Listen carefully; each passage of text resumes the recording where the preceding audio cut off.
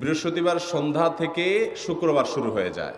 শুক্রবার বা জুমার দিন, এই দিন সম্পর্কে কোরআন এবং হাদিস থেকে ঘেঁটে আমরা 14টা আমলের কথা একটা লম্বা বড় ভিডিওতে বলেছি।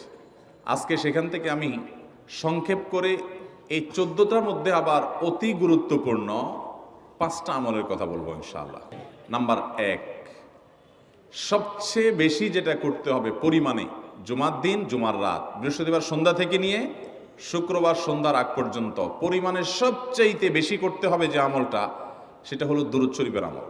নবী করিম সাল্লাল্লাহু আলাইহি ওয়াসাল্লাম বলেছেন, আকসিরু আলাইয়া মিনাস সালাতি মিন ইয়াউমিল জুমআতি ওয়া লাইলাতিল জুমআহ, তোমরা জুমার দিন এবং জুমার রাতে আমার প্রতি বেশি বেশি দুরূদ পাঠ করবে, দুরূদ প্রেরণ করবে।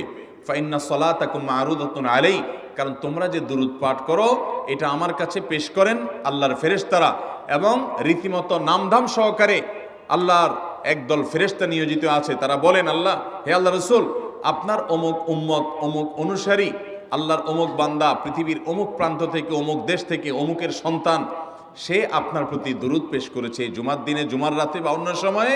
এটা নবী করিম সাল্লাল্লাহু আলাইহি সাল্লামের কাছে রিপোর্ট দেওয়া হয় আল্লাহর নিযুক্ত ফেরেশতাদের মাধ্যমে।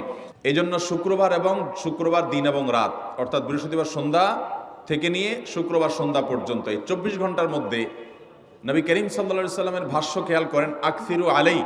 ওলামা একরাম জানেন, নবী আলাইহিস সালাম সাধারণত কোনো আমল পরিমাণে বেশি করতে বলতেন না। পরিমাণে বেশি করতে বলার মতো আমল খুব কম ইসলামে। গোটা কোরআন যদি খোলেন আপনি, পরিমাণে অধিক করতে বলা হয়েছে এরকম আমল খুব বেশি পাবেন না। তোমরা বেশি বেশি করে নামাজ পড়ো, বেশি বেশি করে রোজা রাখো, এরকম কথা কোরআন হাদিসে নাই। অবশ্যই একজন ইমানদার 5 ওয়াক্ত ফরজ নামাজের পাশাপাশি অধিক পরিমাণে নফল নামাজও পড়বেন, সেটা ভিন্ন কথা। কিন্তু কোরআনে বেশি পরিমাণে আল্লাহর জিকির করার কথা বলা হয়েছে।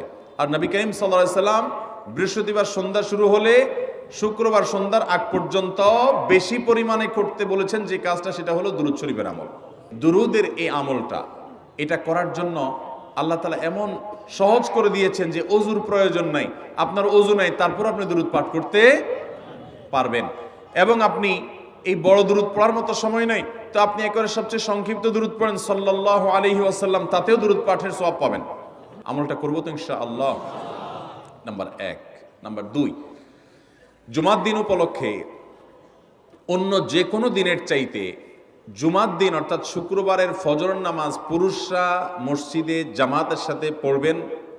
জামাতের সাথে পড়ার নিয়ত করবেন পাক্কা, কারণ অন্য যে কোনো দিনের ফজর নামাজ না, শুধুমাত্র যত নামাজ আছে, নবী করিম সাল্লাল্লাহু আলাইহি সাল্লাম বলেছেন, আফদালুস সালাওয়াতে ইনদাল্লাহ, আল্লাহর কাছে দুনিয়ার সব নামাজের মধ্যে 5 ওয়াক্ত সাধারণ নামাজগুলোর মধ্যে সবচেয়ে উত্তম নামাজ হলো সলাতুল ফজরে মাআল জামাআতে ইয়াউমাল জুমআহ, জুমার দিন ফজরের নামাজ জামাতের সাথে আদায় করা হলো যত নামাজ আছে এর মধ্যে সবচেয়ে শ্রেষ্ঠ নামাজ। ভাইরা আমার, প্রত্যেক বৃহস্পতিবার আসলে সন্ধ্যার সময় প্রতিজ্ঞা করব, সপ্তাহের অন্য দিন যদি আমার ত্রুটি বিচ্যুতি হয়ও আমি সেটাকে কারেকশন করার চেষ্টা করব, কিন্তু শুক্রবার ফজরটা পুরুষ হিসাবে আমি জামাতের সাথে পড়বই পড়বো। তার জন্য রাতে আগে আগে শোবো, ডাবল ট্রিপল অ্যালার্ম দিয়ে শোবো, অন্য নামাজি বন্ধুকে বলবো ফোন দিয়ে ডেকে দিবি, একে অন্যের সহযোগিতা করব, কিন্তু ফজরের নামাজ জুমার দিন ছাড়বো না ইনশাআল্লাহ। 3 নম্বর আমল হলো সূরা কাহাফ পড়বো। যারা কোরআন পড়তে পারেন না তারা শুনবেন, আর যারা পড়তে পারেন তারা নিজে পড়বেন। সূরা কাহাফ যদি জুমার দিন কেউ পড়ে, নবী করিম সাল্লাল্লাহু আলাইহি সাল্লাম বলেছেন এই সূরাটা তার জন্য নূর হবে, নূর, আলো আল্লাহর তরফ থেকে। কিয়ামতের ময়দানে ভয়াবহ গুটগুটে অন্ধকার হবে। কিয়ামতের একটা ভয়াবহ শাস্তি হলো অন্ধকারের শাস্তি। ভাইরা আমার, অন্ধকারের শাস্তি মানে এমন ভয়াবহ অন্ধকার হবে যে দুনিয়ার অন্ধকারের সাথে কোনো তুলনাযোগ্য নয়। সেই ভয়াবহ অন্ধকারে কিছু আমল আছে যে আমলগুলো মানুষের ওই অন্ধকারের মধ্যে আলোর কাজ দিবে। এর মধ্যে একটা হলো এই সূরা কাহাফ। অন্য অনেক উলামা ইকরাম বলেছেন এর ব্যাখ্যা হলো সূরা কাহাফ যদি কেউ এক বৃহস্পতিবারে পড়ে, পরের বৃহস্পতিবার পর্যন্ত, এক শুক্রবারে যদি পড়ে, পরের শুক্রবার আগ পর্যন্ত পুরো সপ্তাহব্যাপী তার ভিতরে নূর, ঈমানের নূর, তাকওয়ার নূর, ইলমের নূর, আমলের নূর, ভালো মানুষ হওয়ার নূর তার ভিতরে আল্লাহ তাআলা সৃষ্টি করে দিবেন। তো নবী সাল্লাল্লাহু আলাইহি সাল্লাম বলেছেন সূরা কাহাফের প্রথম 10 আয়াত যদি কেউ মুখস্থ করে, তো এই ব্যক্তিকে আল্লাহ রাব্বুল আলামিন এবং যদি তেলাওয়াত করে, এই ব্যক্তিকে আমলের মাধ্যমে দাজ্জালের ফিতনা থেকে আল্লাহ বাঁচিয়ে রাখবেন। অতএব জুমার দিন প্রত্যেক শুক্রবারে সূরা কাহাফ পড়ব তো ইনশাআল্লাহ। 4 নম্বর আমল হলো, দুনিয়াতে যত ফজিলতপূর্ণ আমল আছে এর মধ্যে সবচেয়ে বেশি ফজিলতপূর্ণ আমল এটা। খুব সহজ আমলটা, খুব সহজ। প্রত্যেক শুক্রবার আমরা এটা করতে পারি। জুমার দিন আগে ঘুম থেকে উঠে উত্তম রূপে গোসল করে মসজিদে আগে আগে গিয়ে পায়ে হেঁটে গিয়ে সামনে ইমাম সাহেবের কাছাকাছি গিয়ে বসা, অনর্থক কথা কাজ না করা, তেলাওয়াত জিকির আজকারে মশগুল থেকে নামাজটা পড়ে বের হয়ে আসা, এই কাজ। এই কয়েকটা কাজ যদি করে তাহলে কাজ কয়টা হলো? আগে আগে ঘুম থেকে উঠা, ওই যে ফজর নামাজ জামাতের সাথে পড়া ইত্যাদি, গোসল করা উত্তম রূপে, আর পায়ে হেঁটে মসজিদে যাওয়া, বাহনে না চড়া। 4 নম্বর হলো ইমামের কাছাকাছি গিয়ে বসা, কোনো অনর্থক কাজ না করা।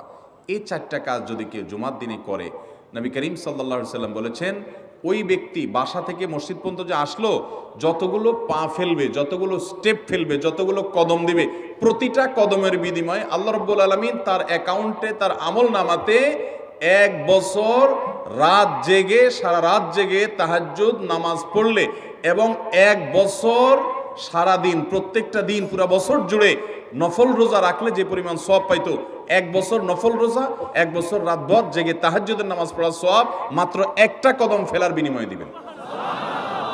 চেষ্টা করব না ইনশাআল্লাহ। 5 নম্বর এবং সর্বশেষ আমল হলো, জুমার দিনে একটা সময় আছে দোয়া কবুল হয়। দোয়া কবুলের যে সময়গুলো আছে এর ভিতরে অত্যন্ত ইম্পর্টেন্ট একটা সময় হলো জুমার দিন। শুক্রবারের একটা সময় সম্পর্কে নবী সাল্লাল্লাহু আলাইহি ওয়াসাল্লাম বলেছেন যে একটা সময় আছে শুক্রবারের, এই সময়ে বান্দা কোনো দোয়া করলে আল্লাহ তাআলা ফিরিয়ে দেন না, কবুল করেন। কিন্তু সময়টা যে ঠিক কখন, এটা হাদিসে নবী সাল্লাল্লাহু আলাইহি ওয়াসাল্লাম বলেন নাই, যাতে করে হয়তো আমরা সারা দিনেরই কম বেশি দোয়ার চেষ্টা করি।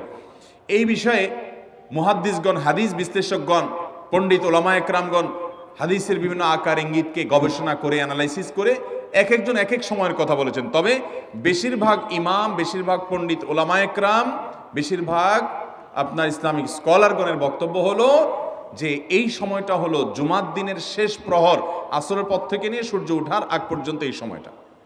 আমাদের আল্লাহর দিকে মনোনিবেশ করতে হবে দোয়ার জন্য বেশি বেশি। তাহলে শুক্রবারে 5 নম্বর আমল হলো বেশি বেশি কি করবো ইনশাআল্লাহ? দোয়া।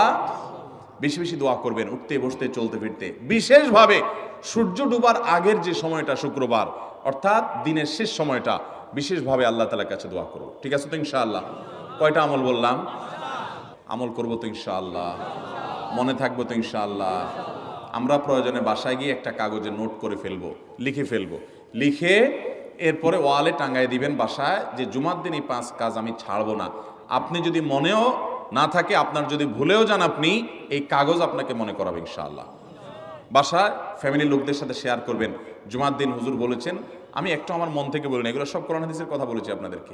কোরআন হাদিসের আলোকে 5টা আমলের কথা বলেছেন, বিশেষভাবে জুমার দিন আমি 5টা আমল করবই করব। ভাইরা আমার, প্রত্যেক জুমার দিন যদি আপনি একটু ইমানের রিচার্জ করেন, ইনশাআল্লাহ সারা সপ্তাহ আপনার জন্য সেটা উপকারে আসবে। চেষ্টা করবো তো ইনশাআল্লাহ? আল্লাহ তাআলা এই আমলগুলো আমাকে, আপনাকে, আমাদের সবাইকে করার তৌফিক দান করুন।